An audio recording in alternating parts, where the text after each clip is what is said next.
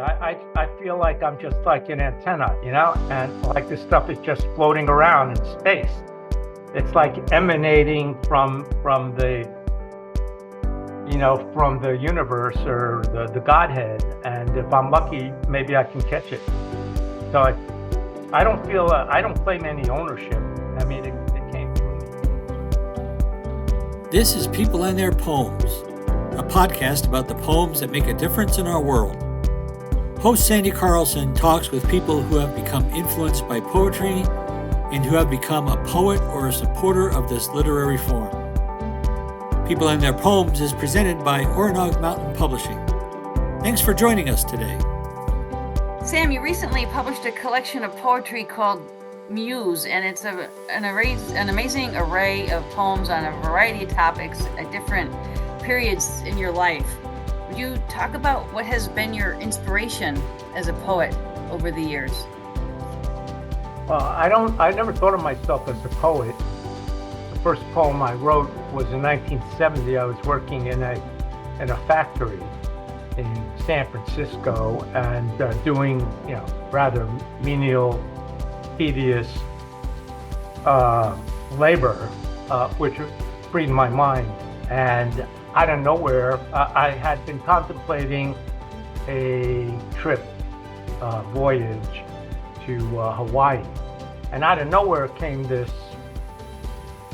island lady, and then I captured that prior to my departure. And when I was in Hawaii, I spent about 6 months in Hawaii. I wrote a bunch of poems there. So I guess you could say my prime inspiration is and has always been nature, which I consider my home. I've spent the vast majority of my life in the Northeast, in New York and Connecticut, but I did live in California and Hawaii, and I spent time in Mexico and in the islands in the Caribbean, and I've spent time in Europe, and I've spent time in the Middle East. So I've lived in a variety of climates and environments, and that I find is a stimulus for me. So I would say my inspiration is one, nature, two, love in whatever shape that may take, be it familial, paternal, paternal, fraternal, or romantic, but mostly on the romantic side.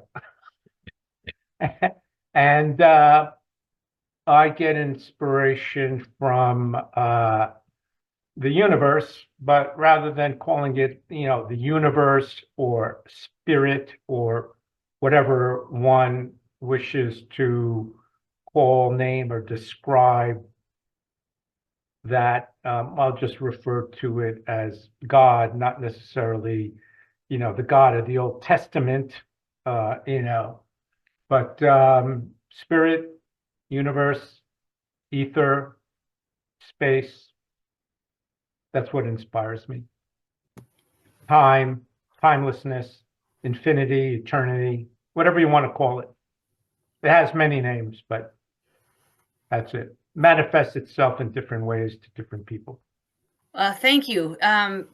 Sam, you when before the podcast, you were talking about sharing your book with family members and loved ones, and having others hear your poetry. How is it you hope people connect with your work? I have no hope whatsoever. Some people might find it to be rubbish, and other people might find it might resonate with them.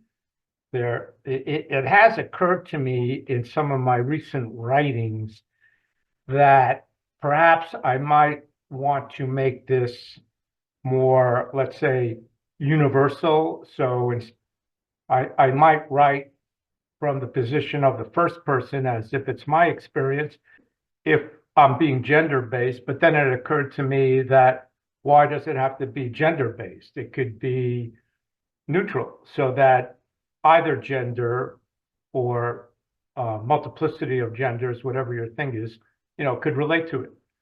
So I have no expectation whatever of how people would relate to it. They may not.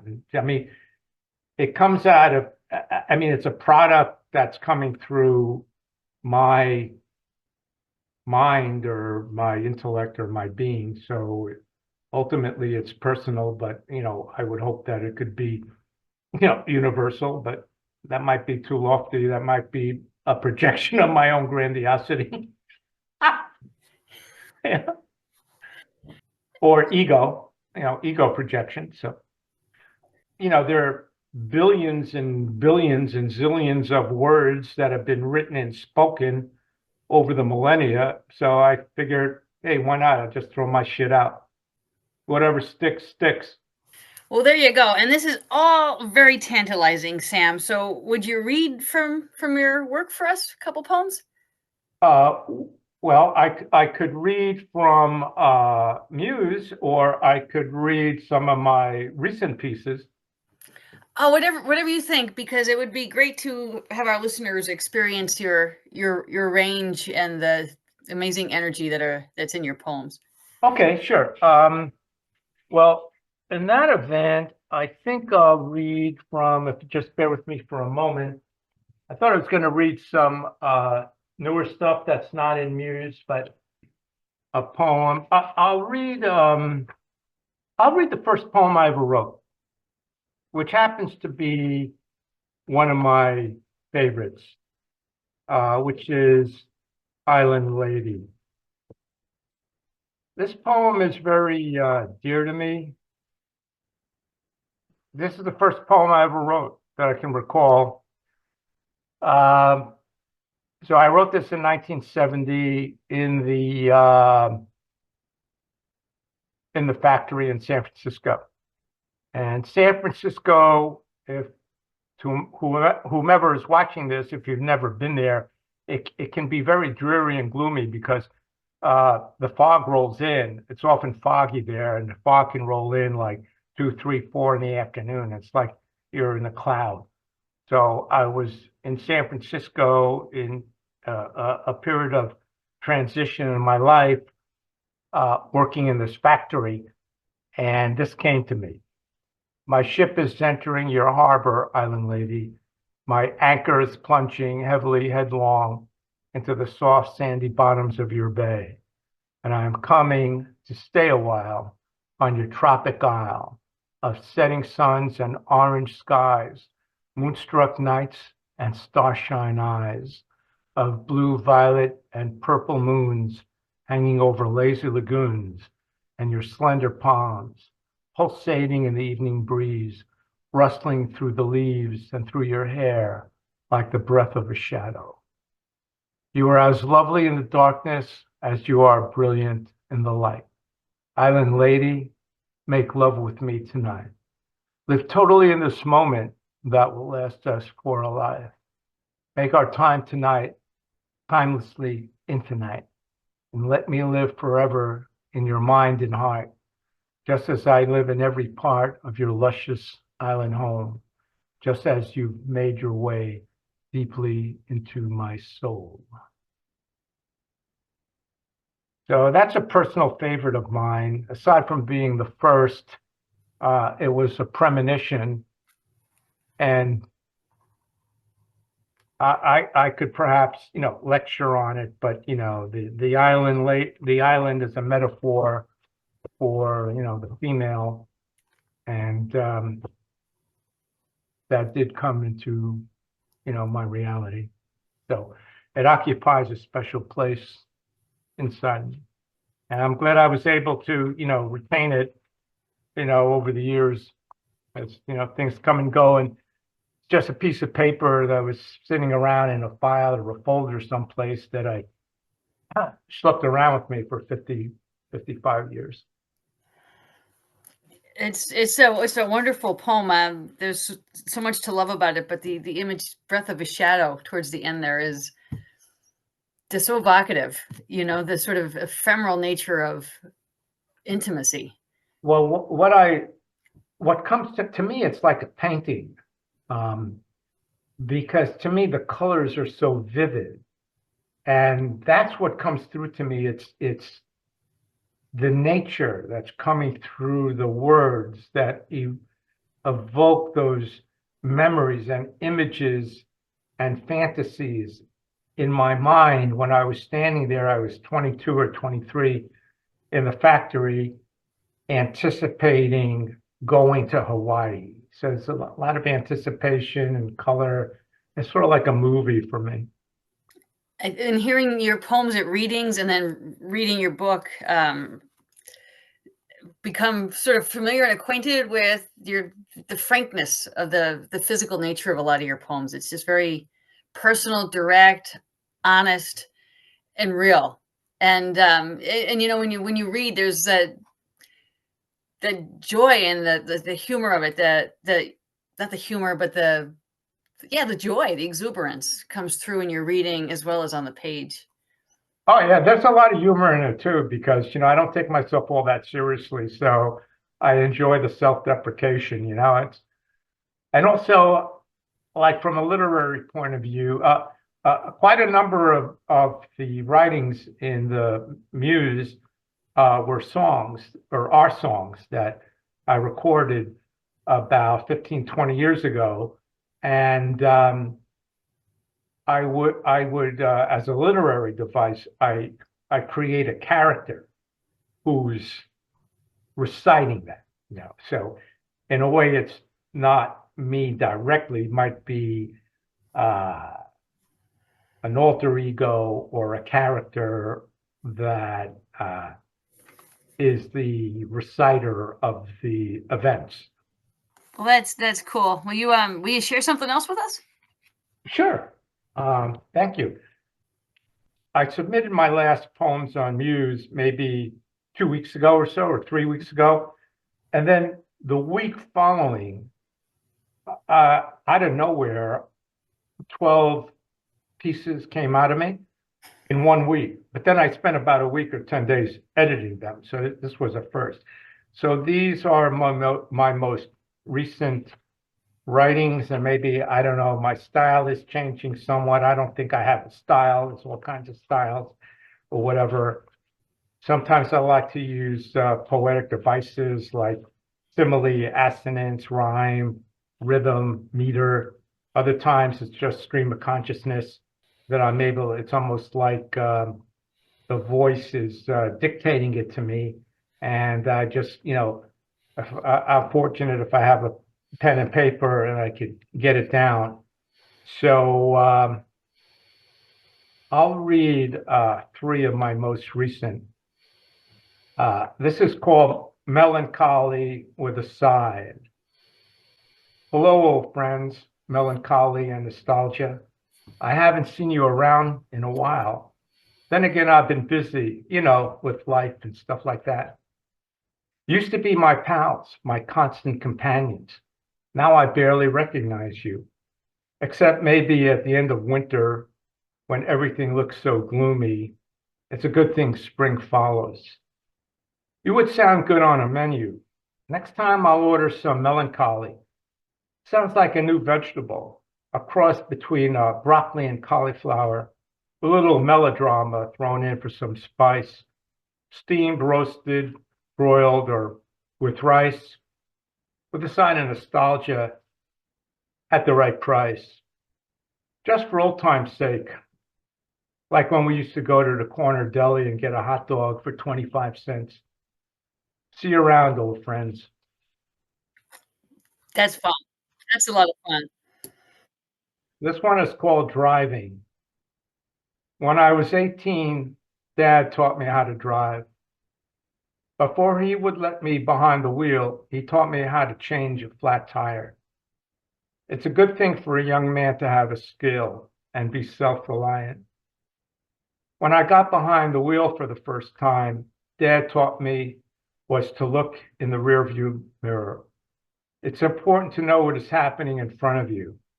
Keep your eyes on the road. Look straight ahead. Keep your eyes on the goal. But just as, if not more important, is to be aware of what is not in front of your eyes. Ever since the rear view mirror is permanently implanted in my brain. And the farther I travel down the road, the larger it becomes. Sometimes I get lost and I'm not so sure where I'm heading, but it sure is clear where I'm coming from. Thanks, Dad. Then there's this one. Legend. Once I imagined I was a great poet, a laureate. I won the Pulitzer Prize for lit and the Nobel for bullshit. Before that, I was a famous actor and a rock star. I won an Oscar and a Grammy. How uncanny. Before that, I was a star athlete. I hit 100 home runs and threw 100 touchdowns in the same year. What a career. Before that, I was a little boy, wondering what I would be when I grew up. Dream big, Mommy would say, and mommies are always right, right? It's so wonderful that all my dreams have come true and that I became the legend of my mind so that I can share my dreams with you. That's great. So there's that self-deprecating humor, right, Sam? I think so. I hope so. But you weave in such poignant imagery that it's all of that, you know. It's like the rearview mirror and thanks, Dad, and it's just so relatable and so visual. You know, you can just see that, but also the metaphor of looking around you and looking to the past and what our parents give us. So that was fun and touching. So thank you. Thank you. Thank you. Yeah. That just popped into my head out of nowhere. Actually, I have a confession to make since we're being honest with each other. Oh, As you know, there's a website now, Samuel Gluck Poet. right. So I put in the browser Samuel Gluck Poet, and it didn't come up. What came up was Louise Gluck, whom I never heard of. Oh, yeah. Yeah, just a girl from Long Island who grew up to become the poet laureate, win the Pulitzer Prize, Nobel, and every prize that there is. And so I went to the Woodbury Library and I took out her books. And that was sort of like the genesis for what I just read. Just, I don't know, sort of like a pitcher, at a baseball game. He might throw some fastballs or some curveballs or some change-ups or knuckleballs or whatever's coming down the plate. You know what I mean? Yep. Now that's really interesting to have a poetry namesake out there in the cosmos, you know? Yeah. Yeah, I love what you say about where the inspiration comes from. It's out there, and I mean I say this all the time. It's just when the Greeks would invoke the muse, that was an understanding that the story is bigger than any one of us, and we can only offer one facet at a time. So you surrender your ego to that creative power and that creative presence, and it happens. And sometimes it's you say, what where'd this come from? And we're not alone in the cosmos. We really aren't, you know? Exactly. I feel like I'm just like an antenna, and like this stuff is just floating around in space. It's like emanating from the from the universe or the Godhead. And if I'm lucky, maybe I can catch it. So I don't feel I don't claim any ownership. I mean, it came through me, but I don't feel like there. It's like I read it as like I'm reading I don't think it's mine. I read I've read through Muse a couple of times, and like and now that I have the book in my hand, I read it. I don't think I wrote this. I just think I'm reading, a poem. Like anything else, comes and it goes in here and out of here and in here and out of here, and Yeah, maybe the new definition of author is the person who put it on the page, you know? So we've talked a lot about your poetry and even this. Is there anything else you want to tell us about what you learned or what might have surprised you while you were putting your collection of poems together for Muse? Well, what I learned is not to rush, read carefully, edit carefully. It's not if one is going to attempt to put it in book form. I think my experience now is to get out of your head as a writer or an author, as a poet, and think how the reader is going to look at it, how it's going to look in print form, in format, in layout, in those kind of, practical ways, not to rush, frankly, I didn't think that this would happen so quickly. I had to retype or re-edit a lot of the pieces that are in Muse, and I didn't think it would occur in the speed in which it came into being. I thought it would be a more drawn out project, but thanks to Ornog Mountain Publishing, it just was like 1, 2, 3, presto magic, and here you go. So if I had to do this over again, I may have waited, and I think that for me, it's just about right. It's 92 pages. I would think I would need to have minimum of 50 or 60 pieces, maximum 100, 120 pieces. So the Muse turned out to be 92 pages. It's a good size. It's a good look. I could go through it in 45 minutes. So I don't know if there'll be, I'm thinking about a title for a follow-up. Well, I hope there will be a follow-up. And if the Muse is inspiring you to write 12 poems every couple of weeks, there's going to be a need, Well, I need a Muse.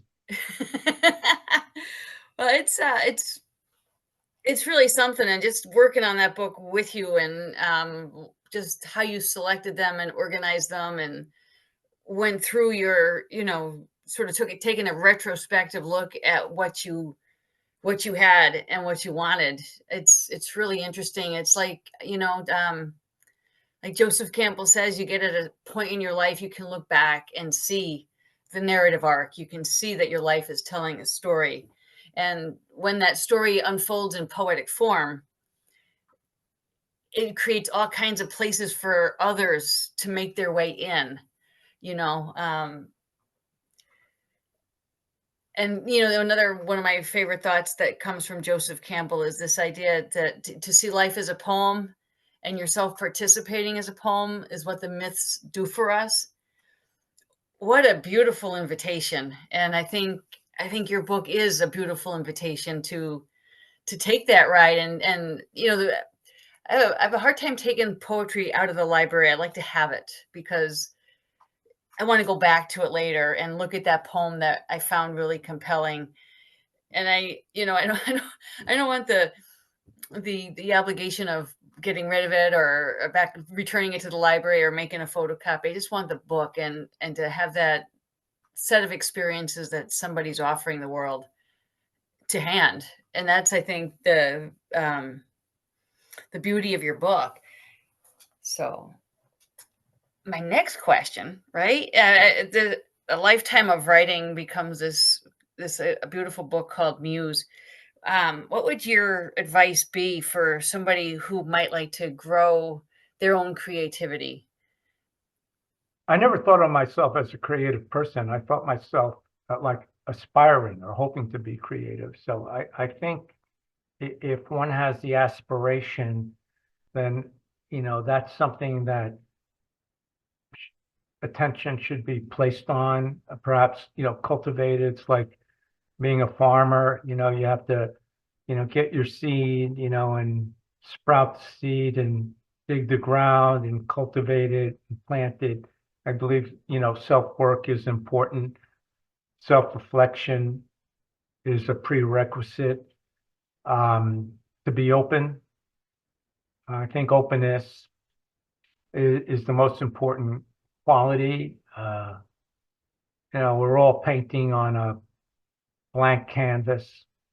And so whatever comes to you, to honor that or work with that or shape it or work with it in some way, whatever media it is, whether it be in music or painting or literary or whatever, or craft, just to be open, try to let go of self-judgment and criticism, or perhaps, take a look at where those voices are coming from and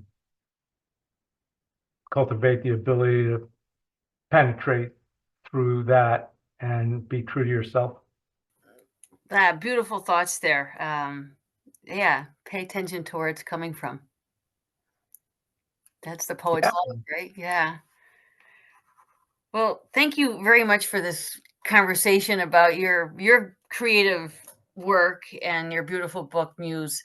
Sam, I know we'll be hearing and seeing your poems again, so I hope you keep writing. Oh, thank you. Thank you so much for this opportunity, Sandy. Thank you. If it weren't for you and Ed, this wouldn't be possible.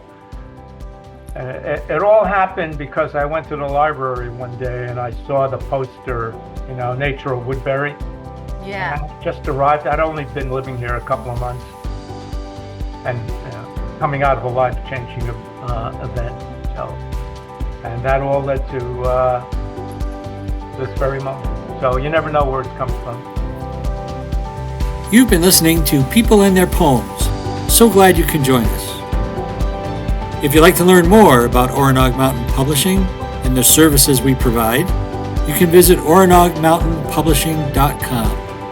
There you can learn about our publishing and website services, our published poetry collections, and our calls to submission, and about people and their poems. If you'd like to join our writing community and be published on the Oronog Mountain Poetry Journal, please visit oronogmountainpoetry.net for information about submitting and to sign up for our daily email list of published poetry. Again, this is People and Their Poems, presented by Oronog Mountain Publishing. Have a great day.